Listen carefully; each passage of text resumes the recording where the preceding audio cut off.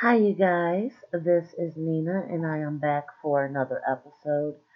Please like, share, and subscribe. I can be found on Twitter at Love Radio 44132. My podcast is on anchor.fm/Rosie88. And don't forget to donate on Cash App. My tag is money symbol Nina 44132. Without further delay, you guys, let's get started. Tonight we'll be talking about the rise and fall of Antonio Brown. This is a particularly sad story about, excuse me, this once very high regarded wide receiver from the NFL. And a lot of people are saying that his issues are subsequent to mental illness. However, that has not been publicly confirmed. So I'm going to give you guys a little list, a small list of some of the things that he's gone through up to his arraignment a few days ago. Okay, first of all, Antonio Brown has had a rape claim against him, which was possibly career ending. And even though he is a very successful wide receiver, his on the field disputes and lawsuits off the field has led him to be teamless right now. Even though Antonio Brown is a once in a generation wide receiver, he is literally regarded to be one of the best or probably one of the biggest villains of the NFL in the last several years. Antonio Brown has played most of his career with the Pittsburgh Steelers, but he was traded to the Oakland Raiders in 2019. He was cut by the Oakland Raiders and then signed by the New England Patriots literally in just a span of a few hours.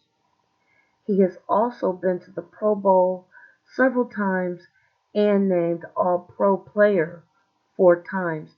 Now, you guys, these are huge accomplishments, and a lot of fans feel let down because they do feel like a lot of his something is going on with him personally. So, here's some more stats for you guys about Antonio Brown. In 7 of his last 9 seasons, Antonio Brown has recorded more than 1,000 yards receiving. He's caught more than 100 passes in 6 straight seasons and led the entire league in touchdown catches with 18 coming in 2018, which was unfortunately his final year at the Pittsburgh Steelers. But as much accolades he's gotten on the field, it equated to a lot of drama off the field. And all this happened literally a year or so before he was arrested on the charges he faced right now, where him and his friend allegedly harassed and assaulted a delivery driver. But we'll get to that in a moment. So, here are a handful of scandals he has actually been involved in. In July 28, 2012, Pittsburgh Steelers and Antonio Brown agreed to his 5-year, $42.5 million deal. After 2 really good seasons, his former teammate Ryan Clark would reveal 6 years later that Brown started to yell at then defensive coordinator Dick LeBlanc, excuse me if I'm not pronouncing that right, and other defenders not to touch him because he was the franchise. This is very narcissistic. Clark made this um, revelation on ESPN in December of 2018. In September 7th of 2014, Brown again got into an argument during a season opener against the Cleveland Browns. He was returning a kick and attempted to hurdle Browns punter Spencer Lanning. Instead of leaping over the punter, Antonio Brown nailed Lanning in the face mask. The play got a lot of negative attention. Antonio Brown was fined $8,200 for the incident. He apologized to the kicker and later said it was just an accident. January 9th of 2016,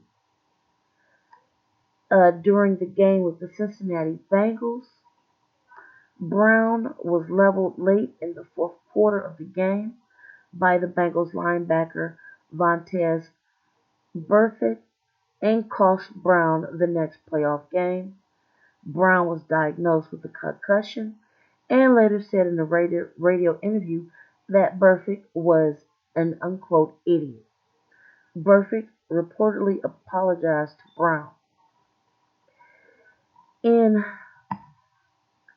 subsequent weeks after that, in September, October of 2016, Brown had a really great first couple weeks, but was in the spotlight again and was fined $15,191 for violating league's uniform policy for wearing baby blue cleats and for twerking in the end zone for a touchdown celebration.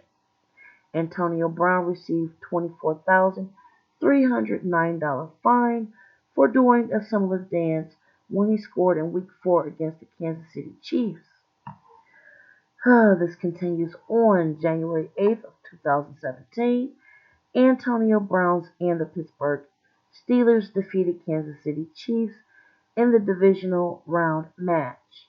Brown, who had been asked by at least two teammates to keep a low profile on social media, didn't decide to do that. He went on Facebook Live and recorded Coach Tomlin's post-game speech where he spoke very nasty about their next opponent, the New England Patriots. Brown was disciplined and apologized again for causing a distraction. He was reportedly paid by Facebook prior to the start of the season to create content for the platform. This goes on and on. February 5th, 2019, he was involved in a domestic dispute when the mother of one of his children accused him of pushing her.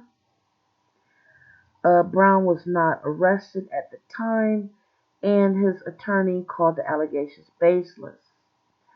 February 27th of 2017, Brown signed a 4-year, $68 million contract extension with Pittsburgh Steelers, which paid him $17 million annually.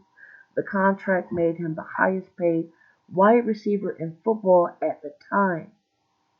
But October 1st of 2017, Brown became upset with Ben Roethlisberger during the game against the Baltimore Ravens. Brown had 4 receptions for 34 yards and was targeted 9 times in the game, and he was seen flipping a water cooler and yelling at the offensive coordinator Todd Haley for not getting the ball for more time.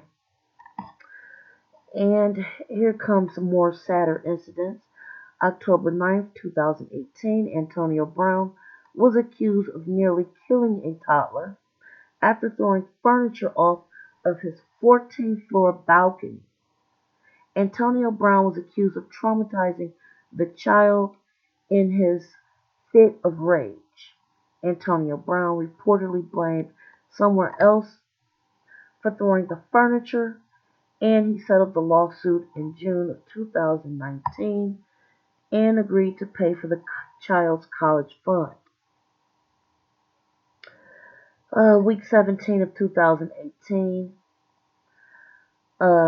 Brown reportedly got into an argument with Ben Roethlisberger leading up to the team's final game of the season against the Bengals and skipped practices during the week. He was benched for the game, and reports of his unhappiness in Pittsburgh surfaced. He eventually requested a trade. Oh God, this list is long, you guys. I cannot believe all this stuff happened. January 3rd, 2019. Brown's former teammate Ryan Clark, who had become an ESPN analyst, said during the broadcast that it was time for the Steelers to get rid of Antonio Brown, and the team had created a monster by giving him such a large contract. Antonio Brown responded by calling Ryan Clark an Uncle Tom. February 12th, 2019. Brown was found guilty of reckless driving after failing to show up for court on the charge. The incident occurred in November of 2018 when he was cited for driving more than 100 miles per hour.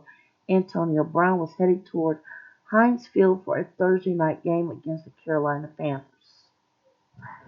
On March 9th, 2019, the Oakland Raiders acquired Antonio Brown from the Steelers for a third round and fifth round 2000 draft pick, 2019 draft pick.